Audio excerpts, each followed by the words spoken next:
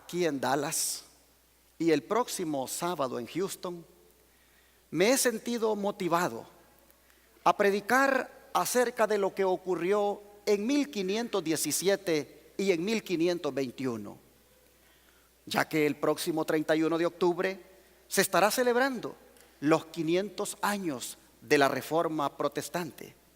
Es por eso que he titulado el tema de hoy, El frailecito, campeón de la verdad. Este título lo he sacado del capítulo 8 del Conflicto de los Siglos. Ese capítulo que en el formato electrónico tiene por título Un campeón de la verdad. Allí aparecen las siguientes palabras. Al día siguiente de su llegada, Lutero fue citado a comparecer ante la Dieta. En el momento en que entraba en la presencia de sus jueces, un viejo general, héroe de muchas batallas, le dijo en tono bondadoso: frailecito, frailecito, haces frente a una empresa tan ardua que ni yo ni otros capitanes hemos visto jamás en nuestros más sangrientos combates. Pero si tu causa es justa y si estás convencido de ello, avanza en nombre de Dios y nada temas, Dios no te abandonará. Esto ocurrió en 1521. La Dieta de la que se nos habla aquí fue la famosa asamblea conocida como Dieta Imperial, convocada por el emperador Carlos V. A esa dieta Martín Lutero compareció para dar cuenta de su fe. Fueron relevantes las palabras de ánimo que se le dieron a Lutero en aquella ocasión, cuando este amigo le dice: pero si tu causa es justa y si estás convencido de ello, avanza en nombre de Dios y nada temas, Dios no te abandonará. Estas palabras están respaldadas por Jesucristo al decirnos en Mateo 10, versículos 18 al 20, lo siguiente.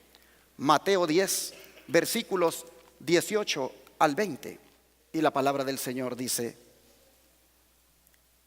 y seréis llevados ante reyes y gobernadores por causa de mí, para testimonio a ellos y a los gentiles.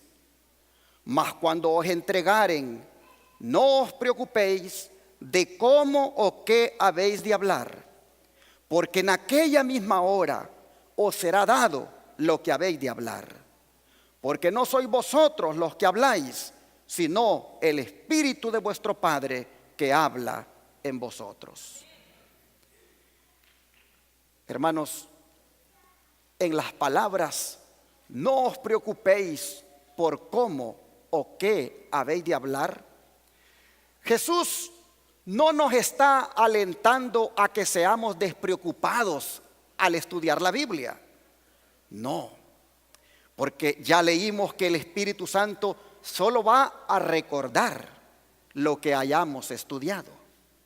Miren esta declaración de la sierva del Señor, Elena White. El primero y más alto deber de toda criatura racional es el de escudriñar la verdad en las Sagradas Escrituras. Jesús prometió a sus discípulos el Consolador, es decir, el Espíritu Santo, a quien dijo: el Padre enviará en mi nombre. Pero agregó: Él les va a enseñar todas las cosas y les va a recordar todo cuanto os he dicho. Y dice esta sierva del Señor, Elena White: pero primero, dice, es preciso que las enseñanzas de Cristo hayan sido atesoradas en el entendimiento si queremos que el Espíritu de Dios nos las recuerde en el momento de peligro. Maranatha, el Señor viene, página 96. La pregunta es: ¿habrá seguido Lutero este consejo? ¿Habrá seguido Martín Lutero el consejo del Señor de manera que estuviera preparado para comparecer ante la Dieta? Claro que sí. El Conflicto de los Siglos dice: cuando a la edad de 18 años, ¿cuántos años? 18 años. Cuando a la edad de 18 años ingresó en la Universidad de Erfurt, su situación era más favorable. y se le ofrecían perspectivas más brillantes que las que había tenido en años anteriores. Un día, mientras examinaba unos libros en la biblioteca de la universidad, descubrió Lutero una Biblia latina. Jamás había visto aquel libro, hasta ignoraba que existiera. Había oído porciones de los evangelios y de las epístolas que se leían en el culto público y suponía que eso era todo lo que contenía la Biblia. Ahora veía por primera vez la palabra de Dios completa. Con reverencia mezclada de admiración, hojeó las sagradas páginas. Con pulso tembloroso y corazón turbado, leyó con atención las palabras de vida, deteniéndose a veces para exclamar: ah, si Dios quisiera darme para mí otro libro como este. Los ángeles del cielo, dice Elena White, estaban a su lado y rayos de luz del trono de Dios revelaban a su entendimiento los tesoros de la verdad. Siempre había tenido temor de ofender a Dios, pero ahora se sentía como nunca antes convencido de que era un pobre pecador. Aquí tenemos nosotros a un joven que cambió a la iglesia. Aquí tenemos nosotros a un joven que cambió el mundo. Oh, qué ejemplo podrían agarrar los jóvenes de la verdad presente ahora. Qué ejemplo podrían agarrar de Martín Lutero. Que apreciaran también y leyeran las sagradas escrituras como él lo hacía. Interesante, dice, con qué reverencia y admiración hojeaba la palabra y leía con atención cuando apenas tenía ¿cuántos años? 18 años. Los hombres que han cambiado el mundo siempre han sido jóvenes. Fue un joven que cambió todas las cosas en Egipto. Fue un joven quien cambió todas las cosas en Babilonia. Fue un joven que murió por nosotros en la cruz, nuestro Señor Jesucristo. Los jóvenes, cuando deciden ponerse en las manos de Dios, el Señor los usa poderosamente. Aquí tenemos a un joven de apenas 18 años, familiarizándose con las escrituras, leyendo de ellas con reverencia y diciendo: oh, si pudiera tener una Biblia como esta. Bueno, eso preparó a Martín Lutero cuando fue citado ante la dieta. Y con toda seguridad podemos decir que quien estuvo con él en la dieta fue el Espíritu Santo.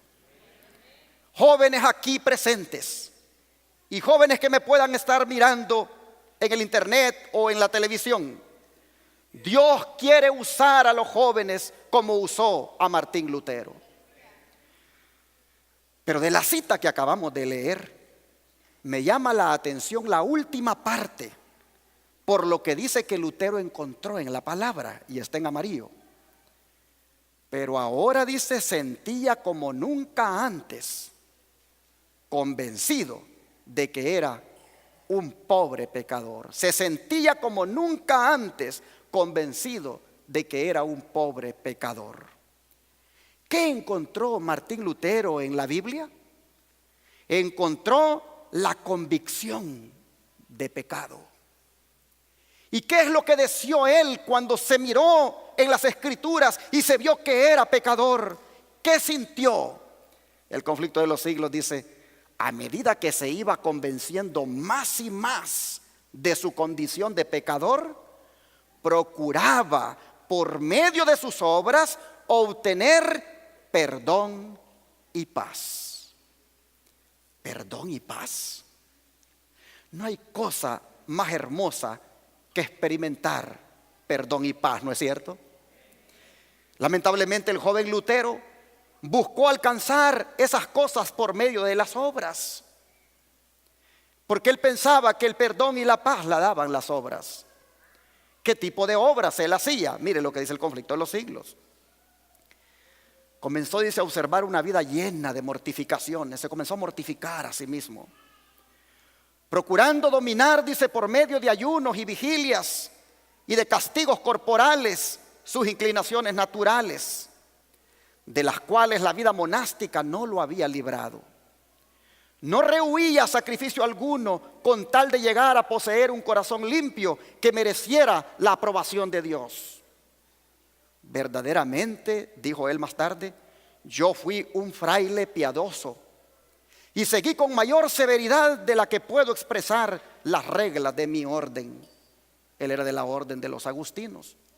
Si algún fraile, dice, hubiera podido entrar en el cielo por sus obras monacales, no hay duda que yo hubiera entrado, dice. Si hubiera durado mucho tiempo aquella rigidez, me hubiera hecho morir a fuerza de austeridades. A consecuencia de esta dolorosa disciplina, perdió sus fuerzas y sufrió convulsiones y desmayos de los que jamás pudo reponerse enteramente. Pero a pesar de todos sus esfuerzos, su alma agobiada no hallaba alivio y al fin fue casi arrastrado a la desesperación. Pero Dios es bueno. Y para aquella desesperación que Martín Lutero tuvo, Dios le tenía dado a un amigo que lo ayudaría. ¿Quién era ese amigo? Sigo leyendo el Conflicto de los Siglos.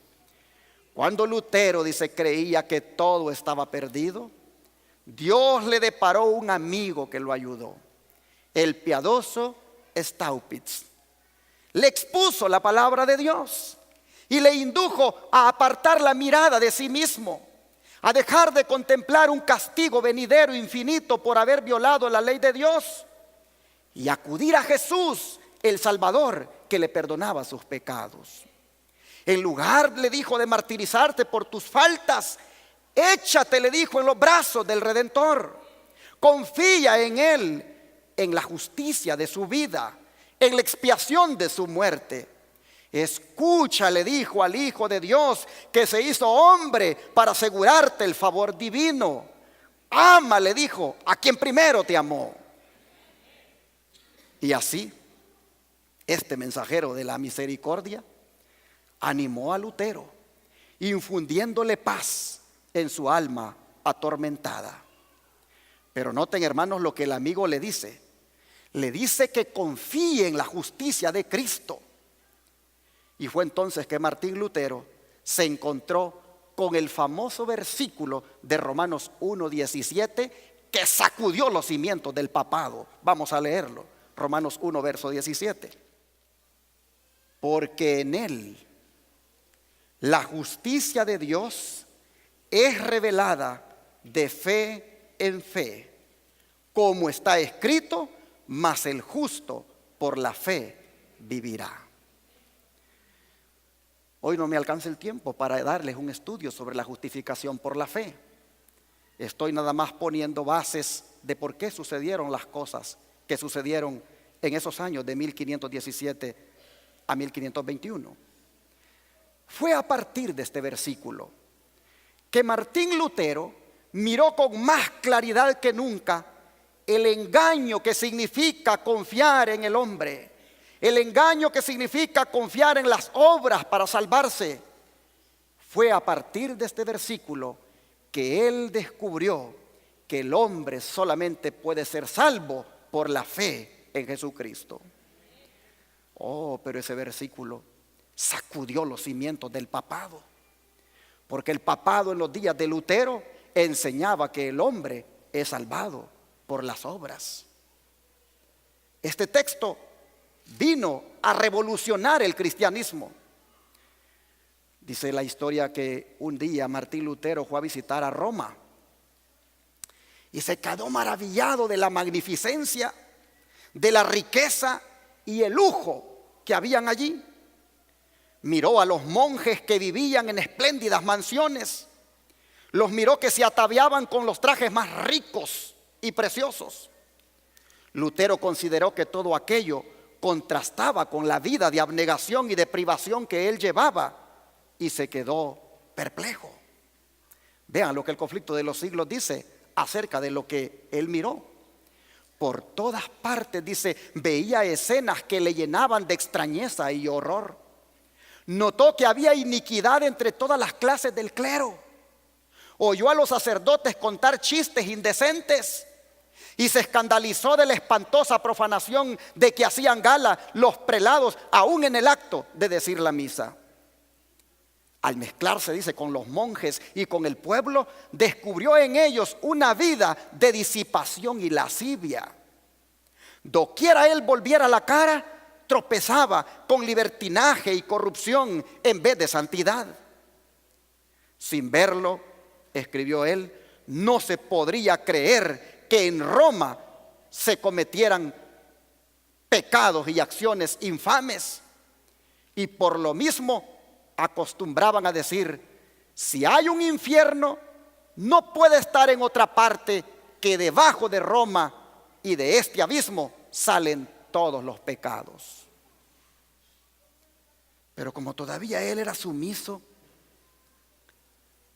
a las enseñanzas del papado, mire lo que hizo allí en Roma. Por decreto expedido, dice, poco antes, el Papa prometía indulgencia a todo aquel que subiera de rodillas la escalera de Pilato, que se decía que era la misma donde había pisado nuestro Salvador al bajar del tribunal romano, y que según aseguraban había sido llevada de Jerusalén a Roma de modo milagroso. Así que un día, mientras estaba Lutero subiendo devotamente aquellas gradas, recordó de pronto las palabras que como trueno repercutieron en su corazón: el justo vivirá por fe.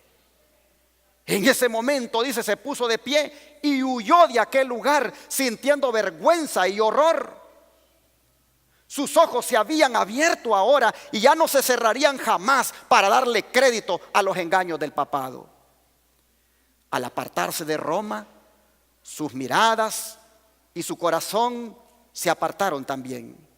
Y desde entonces la separación se hizo más pronunciada hasta que Lutero concluyó por cortar todas sus relaciones con la iglesia papal. Y es aquí, hermanos, donde la maquinaria papal se le va a venir encima a Lutero, porque él va a abrir los ojos de muchos al decirles cómo Dios les puede perdonar los pecados para que tengan paz en su alma. Sigamos viendo lo que está escrito acerca de él. Después, dice, de su regreso de Roma, Lutero recibió en la Universidad de Wittenberg el grado de doctor en teología. Recuerden que Lutero era alemán, había hecho el viaje desde Alemania hasta Roma y ahora regresaba a la ciudad de Wittenberg, donde estaba la universidad, donde él era catedrático. Así que recibió el grado de doctor en teología. Ahora tenía mayor libertad que antes para consagrarse a las santas escrituras que tanto amaba. Había formulado el voto solemne de estudiar cuidadosamente y de predicar con toda fidelidad y por toda la vida la palabra de Dios, y no los dichos ni las doctrinas de los papas. Ya no sería en lo sucesivo un mero monje o profesor, sino que sería el heraldo autorizado de la Biblia. Había sido llamado como pastor para apacentar el rebaño de Dios que estaba hambriento y sediento de la verdad. Declaraba firmemente que los cristianos no debieran admitir más doctrinas que las que tuviesen apoyo en la autoridad de las Sagradas Escrituras. Estas palabras minaban los cimientos en que descansaba la supremacía papal. Contenían los principios vitales de la Reforma. Lutero, sigue diciendo el Conflicto de los Siglos, advirtió que era peligroso ensalzar las doctrinas de los hombres en lugar de la palabra de Dios. Atacó resueltamente la incredulidad especulativa de los escolásticos y combatió la filosofía y la teología que por tanto tiempo ejercieran su influencia dominadora sobre el pueblo. Denunció el estudio de esas disciplinas no solo como inútil, sino como pernicioso. Y trató de apartar la mente de sus oyentes de los sofismas de los filósofos y de los teólogos y de hacer que se fijaran más bien en las verdades eternas expuestas por los profetas y los apóstoles. Era muy precioso, dice, el mensaje que Lutero le daba a las ansiosas muchedumbres que pendían de sus palabras. Nunca antes, dice, esas muchedumbres habían oído tan hermosas enseñanzas. Las buenas nuevas de un amante salvador, la seguridad del perdón y de la paz por medio de su sangre expiatoria, regocijaban los corazones e inspiraban en todos una esperanza de vida inmortal. Así se encendió en Wittenberg una luz cuyos rayos iban a esparcirse por todas partes del mundo y que aumentaría en esplendor hasta el fin de los tiempos. Pero ¿ustedes creen, hermanos, que las tinieblas se iban a quedar de brazos cruzados? Las tinieblas no se quedaron de brazos cruzados. Pues miren lo que sigue diciendo el conflicto de los siglos que hicieron las tinieblas. Pero la luz y las tinieblas, dice Ellen White, no pueden conciliarse. Entre el error y la verdad media un conflicto inevitable. Sostener y defender uno de ellos es atacar y vencer al otro. Nuestro Salvador ya lo había declarado cuando dijo: no vine a traer paz, sino ¿qué cosa? Espada. Y el mismo Lutero dijo pocos años después de principiada la Reforma: no me conducía a Dios, sino que me impelía y me obligaba. Yo no era dueño de mí mismo. Quería permanecer tranquilo y me veía lanzado en medio de tumultos y revoluciones. En aquella época de su vida estaba a punto de verse obligado a entrar en la contienda. En ese tiempo dice que la iglesia romana hacía comercio con la gracia de Dios. Las mesas de los cambistas habían sido colocadas junto a los altares y llenaba el aire la gritería de los que compraban y vendían. Con el pretexto de reunir fondos para la erección de la iglesia de San Pedro en Roma, se ofrecían en venta pública con autorización del Papa indulgencias por el pecado. Indulgencia era un certificado que le daban a la persona a cambio de una suma de dinero, y así sus pecados le eran perdonados. Dice: con el precio de los crímenes se iba a construir ahora un templo para el culto divino, y la piedra angular se echaba sobre cimientos de iniquidad, porque se decía que era para construir la Basílica de San Pedro en Roma. Empero, dice, los mismos medios que adoptara Roma para engrandecerse fueron los que hicieron caer el golpe mortal que destruyó su poder y su soberbia. Aquellos medios fueron los que exasperó al más abnegado y afortunado de los enemigos del papado, y le hizo iniciar la lucha que estremeció el trono de los papas e hizo temblar la triple corona en la cabeza del pontífice. El Papa había mandado a Alemania a un hombre muy experto en convencer a la gente para sacarle dinero y así obtuvieran el perdón de los pecados. El conflicto de los siglos dice que el encargado de la venta de esas indulgencias era un monje llamado Tetzel. Era reconocido, dice, como culpable de haber cometido las más viles ofensas contra la sociedad y contra la ley de Dios. Pero habiendo escapado del castigo que merecieran sus crímenes, recibió el encargo de propagar los planes mercantiles y nada escrupulosos del Papa.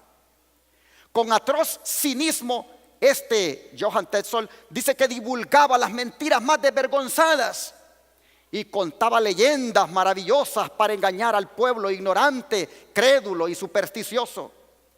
Si hubiera tenido, dice el pueblo, la Biblia, no se habría dejado engañar. Pero para poderlo sujetar bajo el dominio del papado y para acrecentar el poderío y los tesoros de los ambiciosos jefes de la iglesia, al pueblo se le había privado de las escrituras. Dice que cuando llegaba Tetzel a una ciudad, él ponía un mensajero que iba delante y gritaba: la gracia de Dios y la del Padre Santo están a las puertas de la ciudad. Y el pueblo, dice, recibía al blasfemo usurpador como que si fuera el mismo Dios que había descendido del cielo. El infame tráfico se establecía en la iglesia y Tetzel ponderaba las indulgencias desde el púlpito como si hubieran sido el más precioso don de Dios. Declaraba que en virtud de los certificados de perdón que ofrecía, le quedaba perdonado al que comprara las indulgencias, aún aquellos pecados que deseara cometer después. Y que ni aún el arrepentimiento, les decía, era necesario.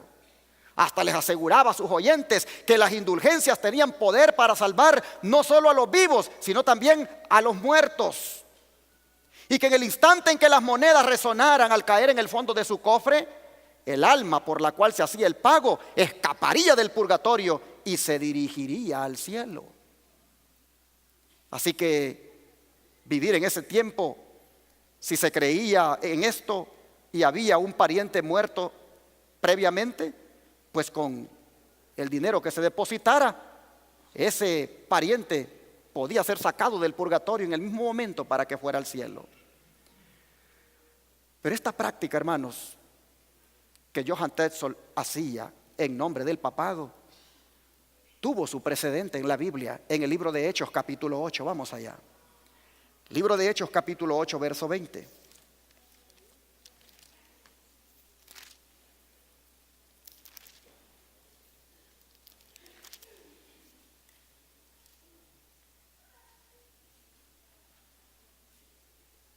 Vamos a leer los versículos 18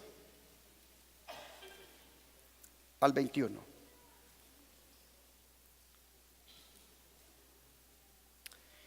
Dice: cuando vio Simón que por la imposición de las manos de los apóstoles se daba el Espíritu Santo, les ofreció ¿qué cosa? Dinero. Y dijo: denme a mí también, a mí este poder, para que cualquiera a quien yo imponga las manos reciba el Espíritu Santo. Entonces Pedro le dijo: tu dinero perezca contigo, porque has pensado que el don de Dios se adquiere con dinero. No tienes tú ni parte ni suerte en este asunto, porque tu corazón no es recto delante de Dios.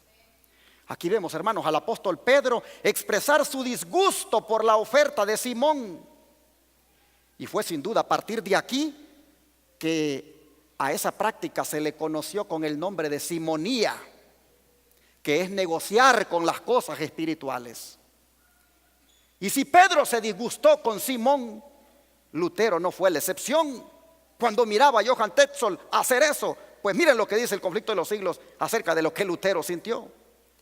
Lutero dice, aunque seguía adhiriéndose estrictamente al Papa, estaba horrorizado por las blasfemas declaraciones de los traficantes en indulgencias. Muchos de sus feligreses, o sea, de la iglesia de Lutero, que habían comprado certificados de perdón y que no tardaron en acudir a él como pastor para confesar sus pecados, esperando de él la absolución, no porque fueran penitentes y desearan cambiar de vida, sino por el mérito de aquel certificado de las indulgencias. Lutero dice, les negó la absolución y les advirtió que como no se arrepintieran y no reformaran su vida, morirían en sus pecados. Llenos de perplejidad, dice, recurrieron ahora a donde Tetzel para quejarse de que su confesor no aceptaba los certificados. Y hubo algunos que con toda energía exigieron que se les devolviera el dinero. El fraile, dice Johann Tetzel, se llenó de ira, lanzó las más terribles maldiciones, hizo encender hogueras en las plazas públicas y declaró que había recibido del Papa la orden de quemar a los herejes que osaran levantarse contra sus santísimas indulgencias. Y ante esto, hermanos, Lutero, como todo un campeón, se enfrentó al legado papal.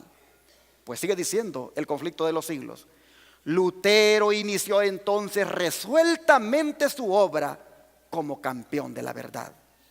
Su voz se oyó desde el púlpito en solemne exhortación. Expuso al pueblo el carácter ofensivo del pecado y le enseñó que le era imposible al hombre reducir su culpabilidad o evitar el castigo por sus propias obras.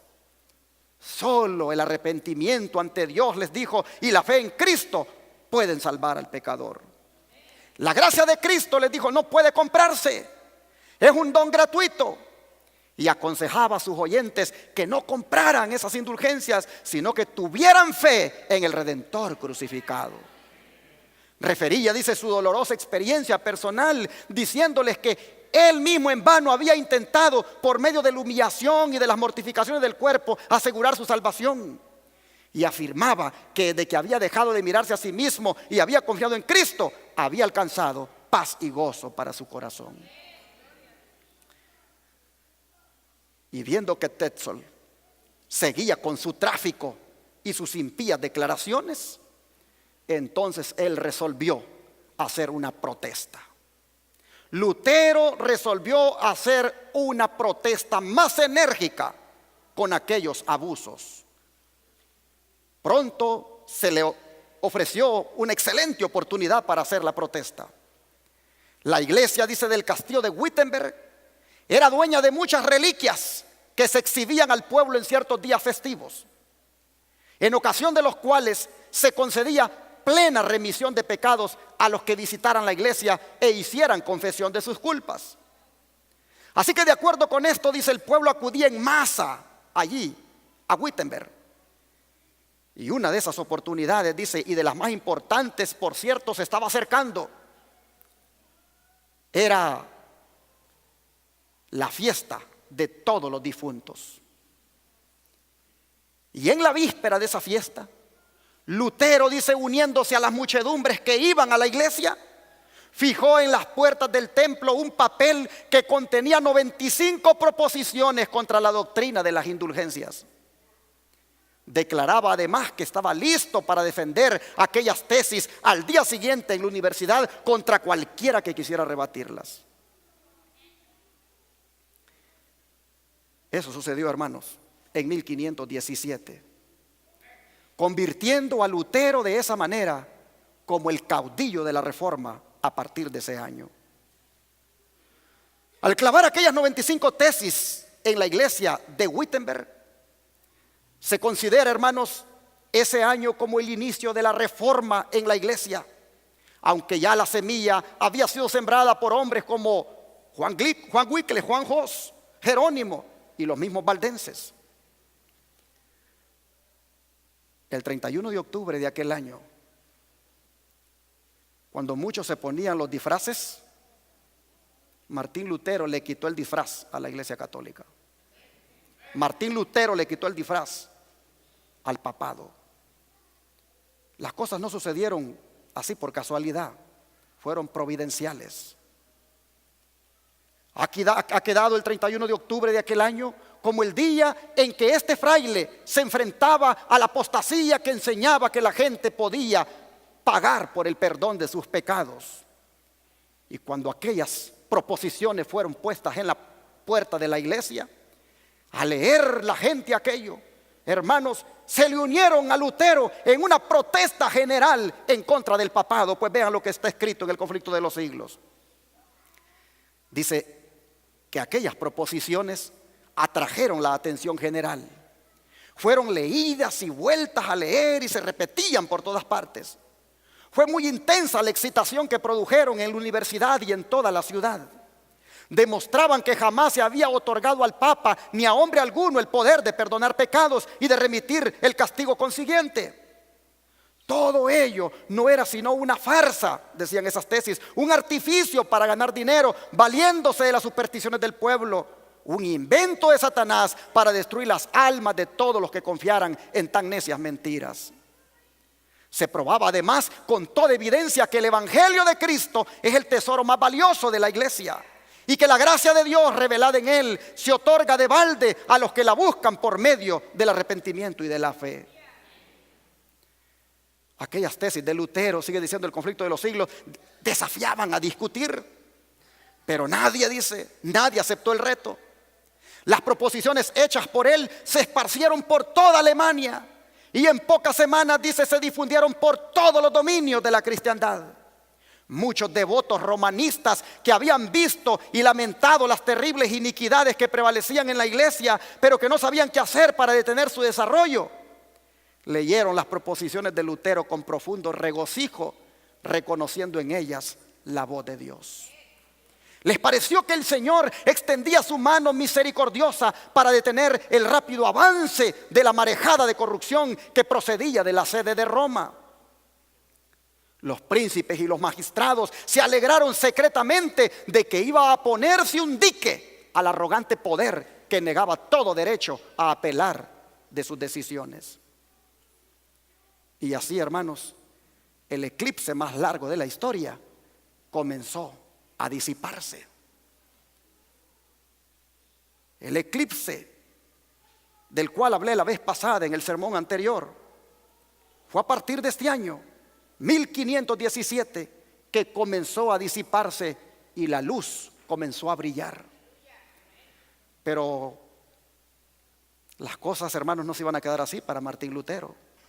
Inmediatamente los celosos y los envidiosos, como no pudieron con el mensaje, ¿qué fue lo que hicieron?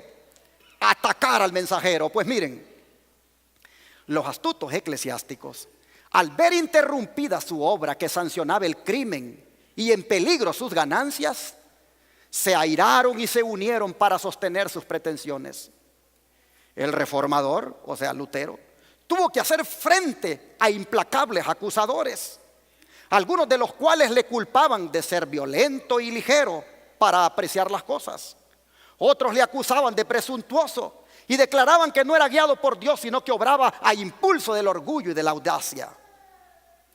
¿Quién no sabe, les decía él, que rara vez se proclama una idea nueva sin ser tildado de orgulloso y sin ser acusado de buscar disputas? ¿Por qué fueron inmolados, les decía él, Jesucristo y todos los mártires? Porque parecieron despreciar orgullosamente la sabiduría de su tiempo y porque anunciaron novedades sin haber consultado previa y humildemente a los órganos de la opinión contraria. Y añadía él: no debo consultar la prudencia humana, sino el consejo de Dios. Si la obra es de Dios, decía, ¿quién la contendrá? Y si no lo es, ¿quién la adelantará? Ni mi voluntad, dice, ni la de ellos, ni la nuestra, sino la tuya, oh Padre Santo, que está en el cielo. Y entonces el Papa León X escribió una bula. Una bula es un documento que lleva el sello del Papa, y en esa bula él condenaba a Martín Lutero como hereje, algo que implicaba para él la muerte en la hoguera. Pero ¿saben qué hizo Martín Lutero con la bula? La quemó en público. Mire lo que dice el Conflicto de los Siglos. Pero Lutero, dice, se mantuvo intrépido. Roma había lanzado sus anatemas contra él y el mundo pensaba que moriría o se daría por vencido.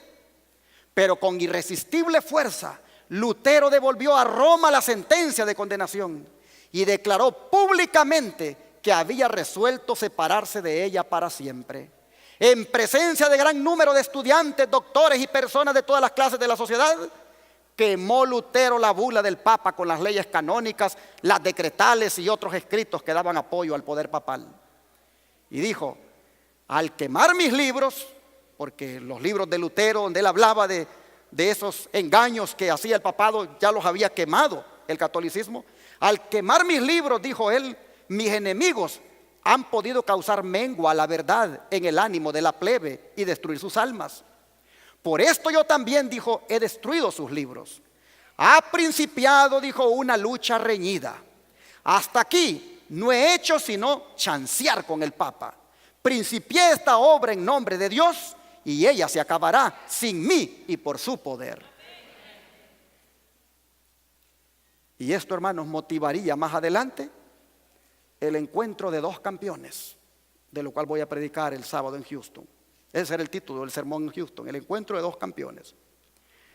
Pero, hermanos, al hacer una comparación entre la actitud del Papa de 1520, escribiendo esa bula de condenación para Lutero, y la actitud del Papa de hoy en el año 2017, uno dice: ¿será que Roma está cambiando?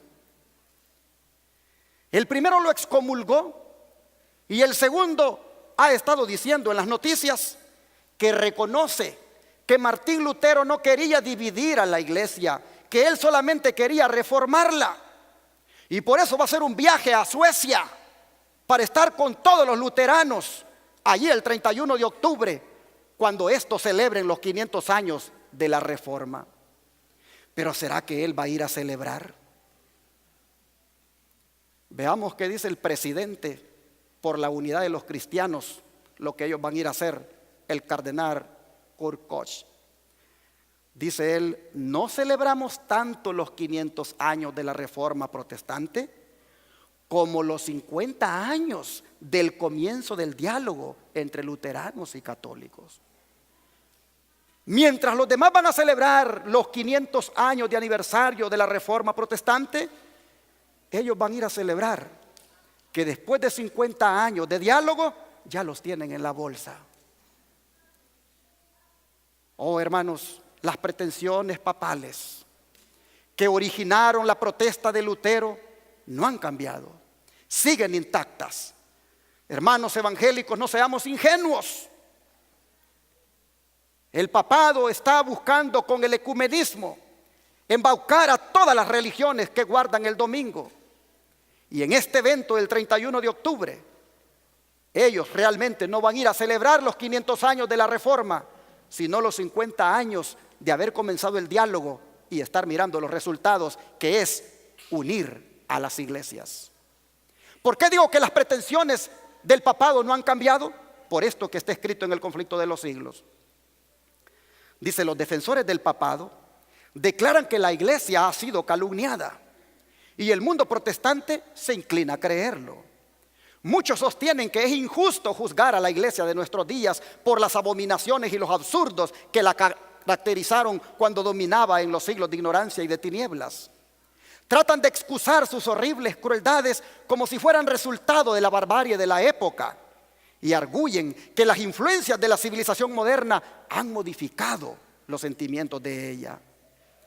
¿Habrán olvidado estas personas las pretensiones de infalibilidad sostenidas durante 800 años por tan altanero poder? Lejos de abandonar este aserto, lo ha afirmado en el siglo XIX de un modo más positivo que nunca antes. Como Roma asegura que la iglesia nunca erró ni errará jamás según las Escrituras, ¿cómo podrá renunciar a los principios que amoldaron su conducta en las edades pasadas? La iglesia papal no abandonará nunca su pretensión a la infalibilidad.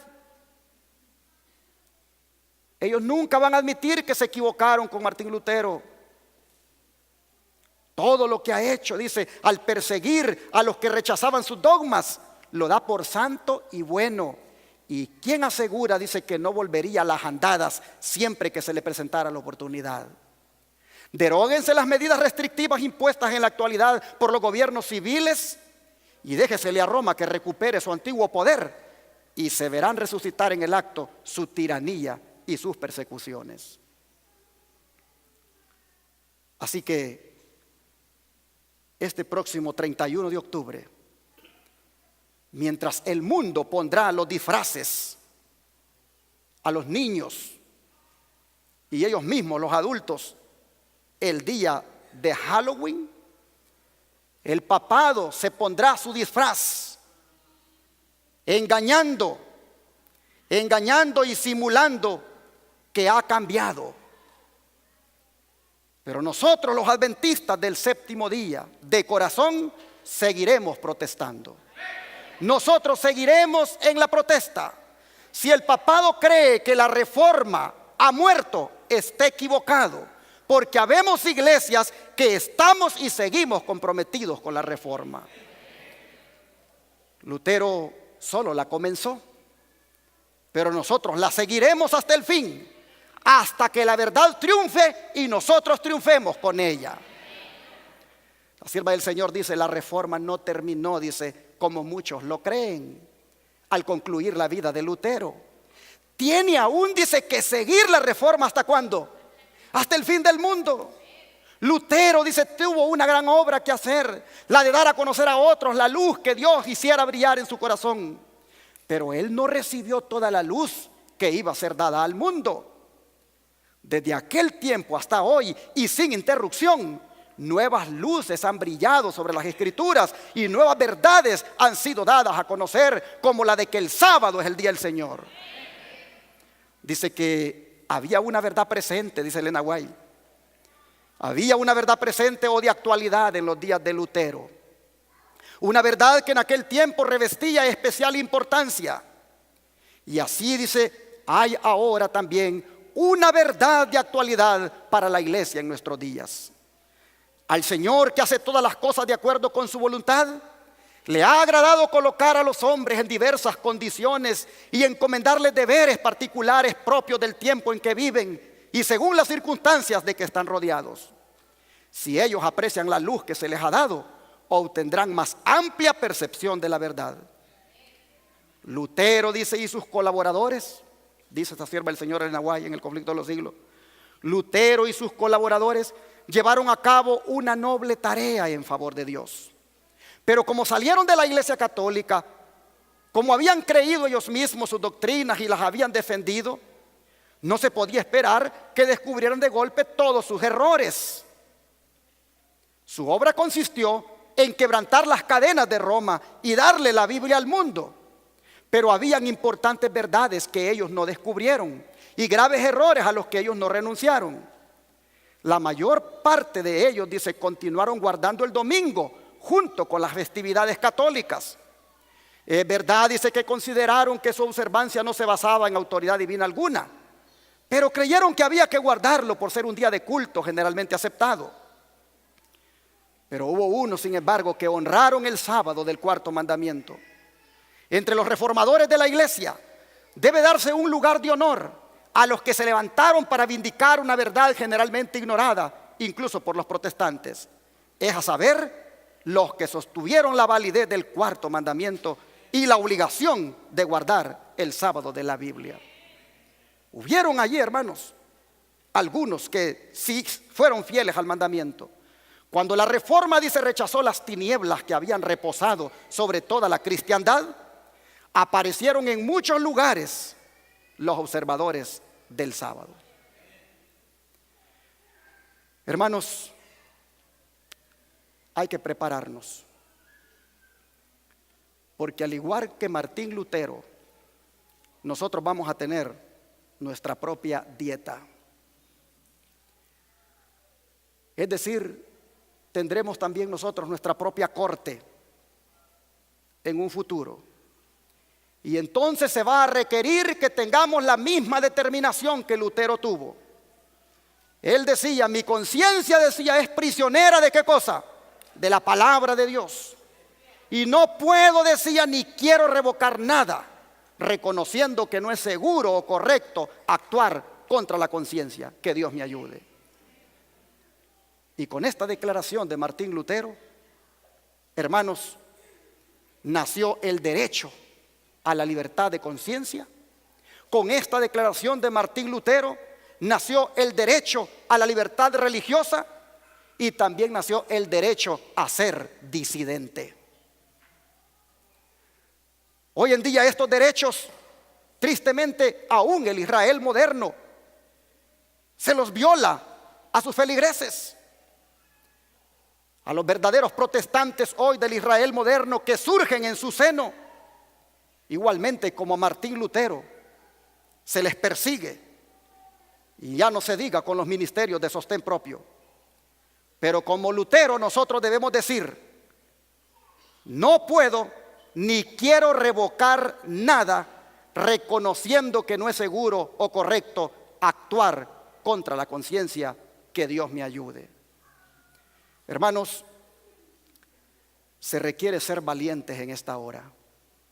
Se requiere que tengamos la valentía de Lutero. Se requiere, mis hermanos, que nosotros también tengamos la determinación de ese hombre, porque va a llegar el momento en que tenemos que confesar la verdad ante magistrados. Cuando eso suceda, Jesucristo espera que actuemos igual que Martín Lutero. Veamos lo que dice el Señor en Mateo 10, versículos 32 y 33.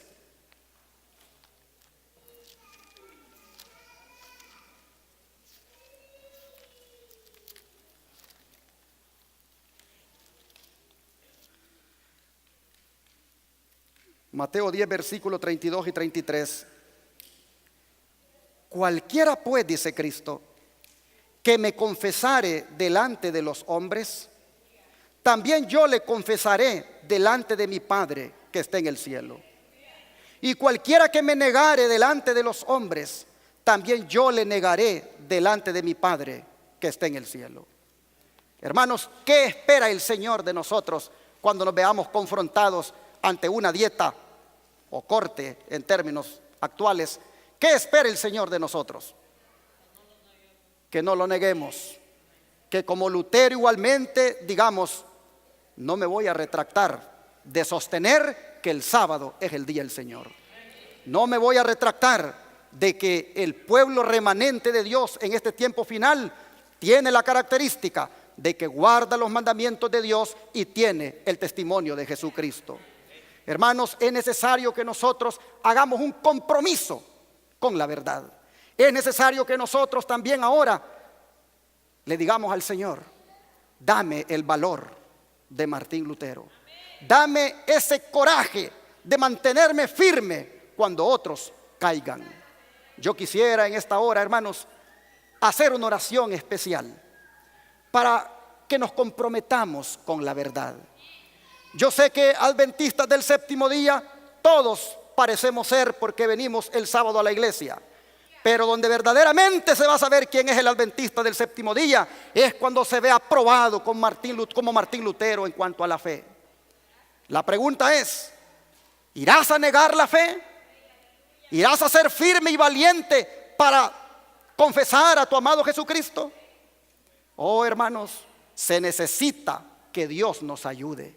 Se necesita que el Señor nos mantenga bien parados en la plataforma de la verdad. Y se necesita que Dios esté con nosotros para no claudicar en la prueba final. Hoy yo voy a hacer una oración. Y esta oración es por aquellos que quisieran comprometerse con la verdad. Esta oración es por aquellos que quisieran hoy decirle al Señor: cuando venga ese momento, sosténme con tu mano y ayúdame para representarte bien. ¿Quién quiere venir aquí adelante y participar de esta oración? ¿Habrá alguien que quiera venir aquí adelante para hacer esta oración de compromiso por la verdad?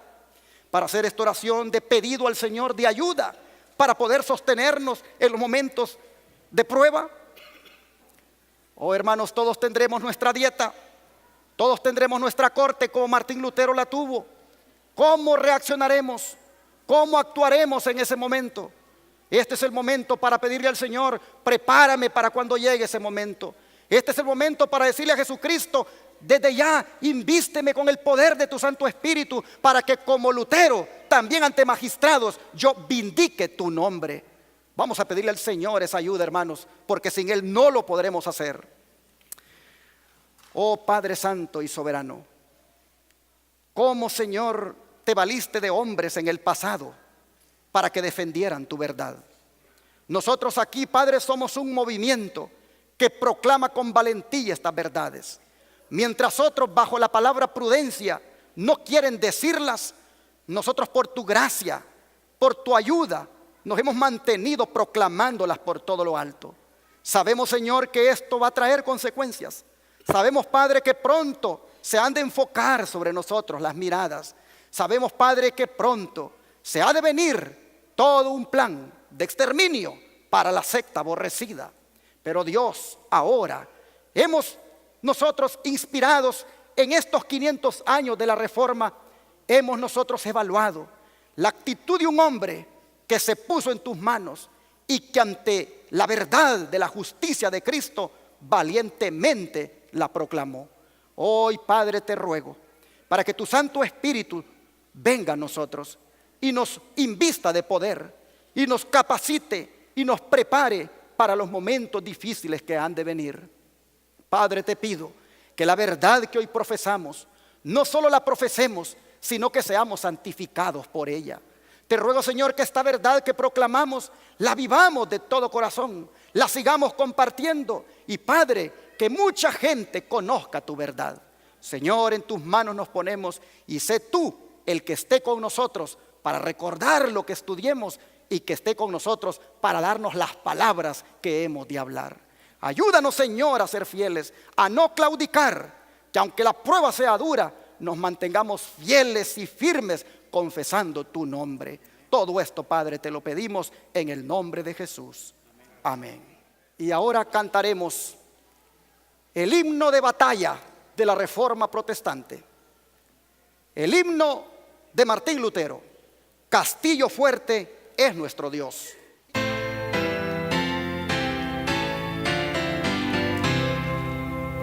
Castillo fuerte es nuestro Dios, defensa y buen escudo. Con su poder nos librará en este trance agudo. Con furia y con afán, acosados Satán, con armas deja ver astucia y gran poder, cual él no hay en la tierra. Luchar aquí sin el Señor, cuán vano hubiera sido. Mas por nosotros pugnará, de Dios el escogido. ¿Sabéis quién es Jesús? El que venció en la cruz, Señor de Sabaoth, omnipotente Dios. Él triunfa en la batalla, aun cuando estén demonios mil prontos a devorarnos. No temeremos, porque Dios vendrá a defendernos. Que muestre su vigor Satán y su furor, dañarnos no podrá, pues condenado está por la palabra santa. Sin destruirla dejará, aunque mal de su grado. Es la palabra del Señor que lucha a nuestro lado. Que lleven con furor los bienes, vida, honor, los hijos, la mujer, todo ha de perecer, de Dios el reino queda. Amén. Y a ese reino que queda es a donde tú y yo debemos ir a morar. Vamos a volver a orar para agradecerle al Señor por este servicio. Oh Dios Todopoderoso, gracias, Señor, porque con este himno de batalla nosotros podemos ver que en ti tenemos ese castillo fuerte en el cual refugiarnos, en el cual estar seguros. Padre, no sabemos qué ha de ser de cada uno de nosotros al final, pero como siempre lo he dicho en otros sermones, no importa lo que pase con nosotros, siempre y cuando con eso se glorifique tu nombre. Gracias por tu palabra, en el nombre de Jesús. Amén.